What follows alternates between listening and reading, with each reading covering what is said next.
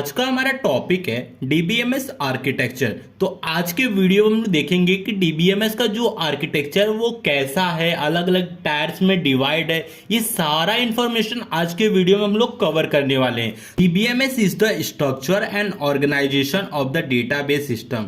DBMS क्या है? एक डेटाबेस सिस्टम है। There are several key architecture for DBMS. DBMS की क्या सेवरल आर्किटेक्चर है। तो हमारा जो पहला आर्किटेक्चर है वो है सिंगल टायर आर्किटेक्चर।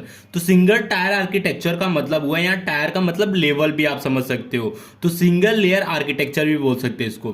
तो इसका जो स्ट्रक्चर है वो है database and user interface on the same machine. इसका मतलब क्या हो गया कि एक ही मशीन के अंदर हमारा डेटाबेस भी रहेगा जहां हम डेटा स्टोर करेंगे, और यूजर इंटरफेस भी रहेगा, मतलब जहां यूजर यूज करेगा उस डेटाबेस को। तो एग्जांपल के लिए जैसे कि आपका कंप्यूटर है, आपके कंप्यूटर के अंदर आपका डेटाबेस भी होता है और आप उसको मतलब जो फाइल आप सेव किए हो डेटाबेस में उसको रिट्राइव भी कर लेते हो। तो ये इसका स्ट्रक्चर है सिंगल टायर का। और इसके यूजेस क्या है? Suitable for personal and small scale application. अब ये क्या बोल रहा है कि ये जो चीज है वो पर्सनल के लिए यूज होता है और स्मॉल स्केल एप्लीकेशन मतलब छोटे स्केल पर ही इस चीज को यूज कर सकते हैं। एडवांटेज क्या है? Simple to setup and manage. ये बहुत ही सिंपल है सेटअप करने में और आसान है मैनेज करने में क्योंकि ये छोटा है। अब डिसएडवांटेज भी देख लीजिए, लिमिटेड स्केलेबिलिटी एंड एक्सेसिबिलिटी, मतलब इसको कम लोग ही यूज कर सकते हैं, ज्यादा लोग पर ये काम नहीं करेगा ये डेटाबेस। तो ये हो गया सिंगल टायर आर्किटेक्चर। अब देखते हैं टू टायर आर्किटेक्चर क्या है। टू टायर आर्किटेक्चर, इसका स्ट्रक्चर कैसा होता है? Separates user interface and database into two layer. जैसे कि इंटरफेस और डेटाबेस जो लेयर है वो टू लेयर में डिवाइडेड है।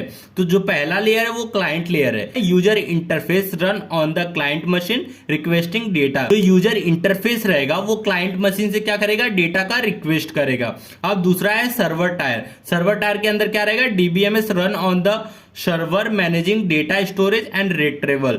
तो जो सर्वर टायर रहेगा मतलब सर्वर लेयर, यहाँ डेटाबेस का काम करेगा, यहाँ डेटा स्टोर रहेगा और यहाँ डेटा मतलब स्टोर करने के साथ उसको रिट्राइव भी कर सकते हैं। तो इसका एग्जांपल के लिए जैसे कि आप जब बैंक में जाते तो वहां देखिए, तो जो क्लाइंट टायर है वो है वहां का जो भी स्टाफ है जो हमें मतलब अलग अलग काउंटर पे बैठे रहते हैं वो क्लाइंट टायर के काम करते हैं। जो हमारा सर्वर है वो समझ लीजिए एसबीआई का बैंक ही लेते, तो जो भी बैंक है उसका सर्वर, तो वो हमारा सर्वर टायर हो गया।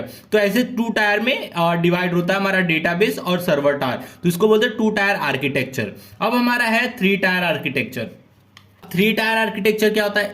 इसका स्ट्रक्चर है adds one extra layer between client and server. Client और सर्वर के बीच में एक एक्स्ट्रा लेयर ऐड किया जाता है जिसको हम लोग बोलते हैं एप्लीकेशन लेयर। पहला है हमारा प्रेजेंटेशन टायर। प्रेजेंटेशन टायर के अंदर क्या होता है? Top layer with the user interface, मतलब ये जो यूजर यूज करेगा उसका टॉप लेयर है। दूसरा है हमारा application tyre, middle layer of the processing business logic and rule. तो यहाँ क्या होता है? जो भी हम लोग कुछ भी हम लोग रिक्वेस्ट करते हैं तो वो चीज यहाँ एप्लीकेशन टायर पर ही प्रोसेस होता है। मतलब जो भी आप रिक्वेस्ट करेंगे तो अब वो चेक करेगा कि आप वो ऑथराइज पर्सन हो कि नहीं, ये चीज एप्लीकेशन टायर पे ही होता है। Data tier, bottom layer where DBMS and database reside, handling data storage and managing. जो भी हमारा डेटा से रिलेटेड इंफॉर्मेशन है उसको कैसे हैंडल किया जाता है वो सारा चीज डेटा टायर के अंदर होता है। और एक सा एग्जांपल लें तो एसबीआई का यूनो जो एप्लीकेशन है, तो ये जैसे अब आज के टाइम पे हम लोग थ्री टायर आर्किटेक्चर यूज करें, अब मल्टी टायर भी आ गया, एन टायर भी आप ले सकते हो, लेकिन यहां हम लोग थ्री टायर आर्किटेक्चर तक ही बात करेंगे। तो यहां जो यूज हो रहा है एप्लीकेशन लेयर पर वो है हमारा यूनो का एप्लीकेशन।